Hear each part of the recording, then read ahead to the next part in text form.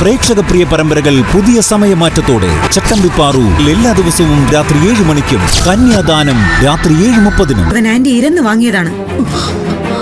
അമ്മയാണ് മകനാണ് ഒടുങ്ങാത്ത സ്നേഹമാണെന്നൊക്കെ പറഞ്ഞാൽ മാത്രം പോരാ, അത് അനുഭവിപ്പിക്കണം.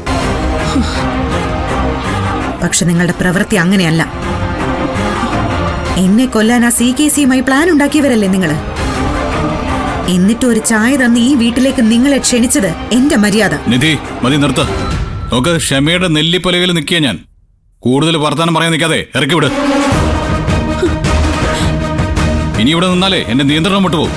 എപ്പോഴെങ്കിലും ഇവര് പോയിട്ട് എന്നെ വിളിച്ചാൽ മതി.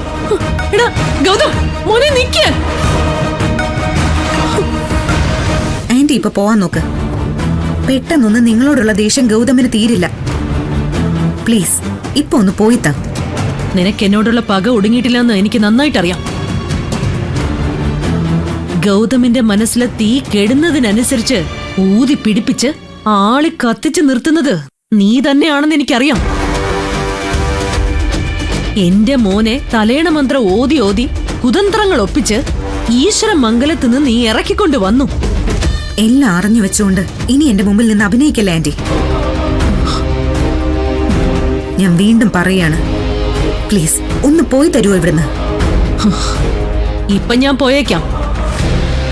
പക്ഷെ നീ ഒന്നോർത്തോ, ഇപ്പൊ എന്നെ ഇവിടുന്ന് ഇറക്കി വിടുന്നത് പോലെ ഒരു ദിവസം എന്റെ മോനെ ഇറക്കി വിടുന്നത് നിന്നെ ആയിരിക്കും. എന്നേക്കുമായി നിന്നെ വേണ്ട എന്ന് തീരുമാനിച്ച് ഗൗതം എന്റെ അരികിലേക്ക് ഓടി വരുന്നൊരു ദിവസം വരിക തന്നെ ചെയ്യും. അതിനെന്താണ് വേണ്ടതെന്ന് വെച്ചാൽ ഈ വസുന്ധര ചെയ്തിരിക്കും. ഇനി ഇവിടെ വരേണ്ടി വന്നാൽ വീണ്ടും വരിക തന്നെ ചെയ്യും. എന്നെയും ഗൗതമിനെയും പിരിക്കാമെന്ന ദുരുദ്ദേശവുമായിട്ടാണ് ഇനി നിങ്ങൾ ഈ വീടിന്റെ പഴി ചവിട്ടുന്നതെങ്കിൽ നിങ്ങളുടെ കഴുത്തിന് പിടിച്ച് പുറത്തു കളയുന്നത് ഗൗതമായിരിക്കില്ല, ഈ ഞാനായിരിക്കും. പോ, ഇറങ്ങി പോ വെളിയില്.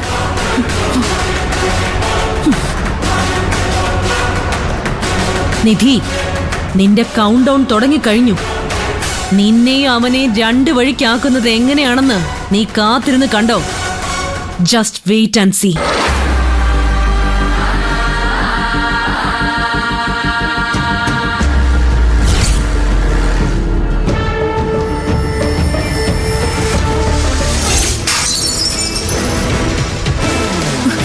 അങ്കിളെ, 10, 50, 100 കോടിയല്ല, 200 കോടി രൂപയുടെ ബിസിനസ്. അതാണ് ഗൗതം തുടങ്ങാൻ പോകുന്നത്. നാളെ ഭൂമി പൂജ കഴിയുന്നതോടെ അങ്കിളുടെ തലയിലേക്ക് ചവിട്ടാനുള്ള കാല് ഗൗതം ഉയർത്തി കഴിയും.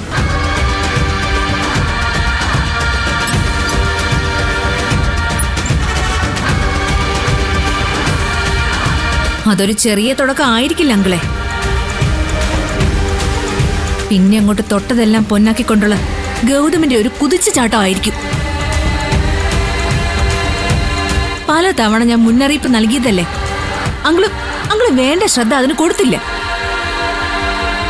എന്നിട്ടിപ്പ എന്തായി? പ്രണവും പാർവതി എന്റെ നാളെ ഭൂമി പൂജയുടെ ചടങ്ങിൽ പങ്കെടുക്കുന്നുണ്ട്.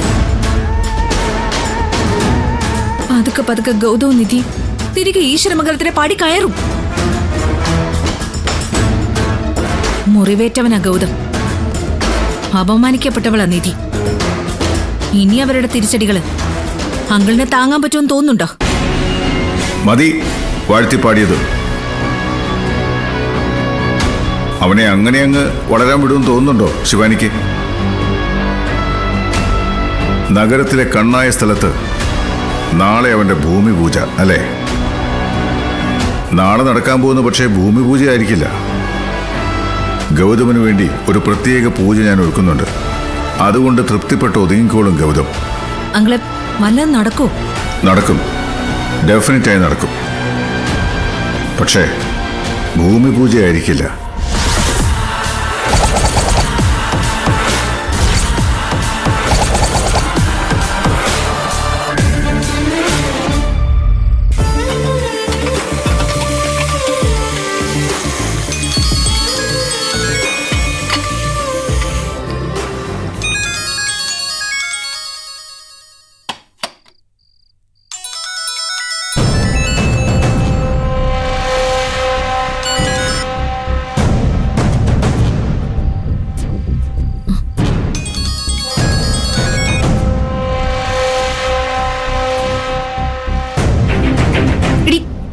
അറ്റൻഡ് ചെയ്ത ഹലോ എന്ന് പറയാനുള്ള മര്യാദയെങ്കിലും നിനക്കില്ലേ?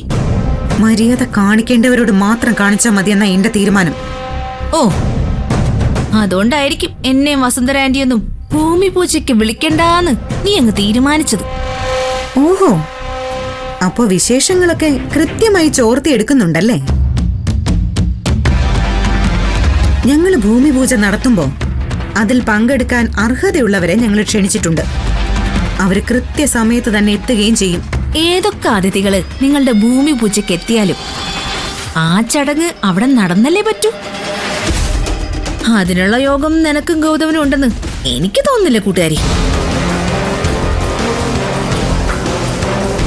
200 കോടി രൂപയുടെ വലിയ പ്രോജക്റ്റ് പ്ലാൻ ചെയ്യുന്ന ആ മണ്ണില് നാളെ നിന്റെ കണ്ണുനീര് വീഴുന്ന ദിവസമാണ് നിധി. ഇതൊരു മുന്നറിയിപ്പാണെന്നൊന്നും നീ കരുതണ്ട. നിനക്ക് തടയാനോ ആവില്ല.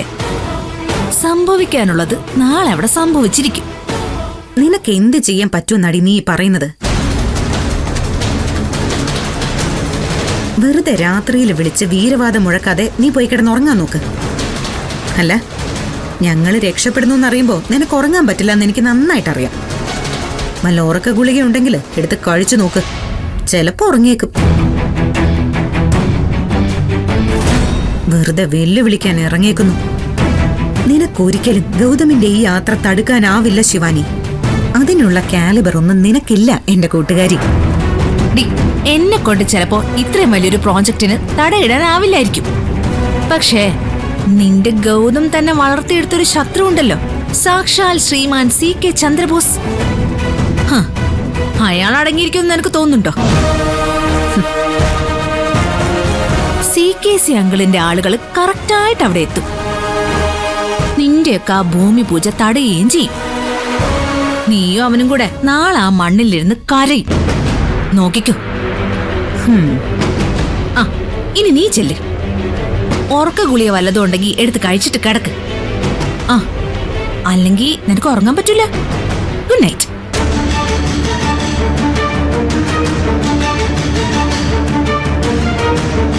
അപ്പൊ CKCയും ശിവാനിയും ചേർന്ന് എന്തോ പ്ലാൻ ചെയ്യുന്നുണ്ട്. എന്തായിരിക്കും അത്?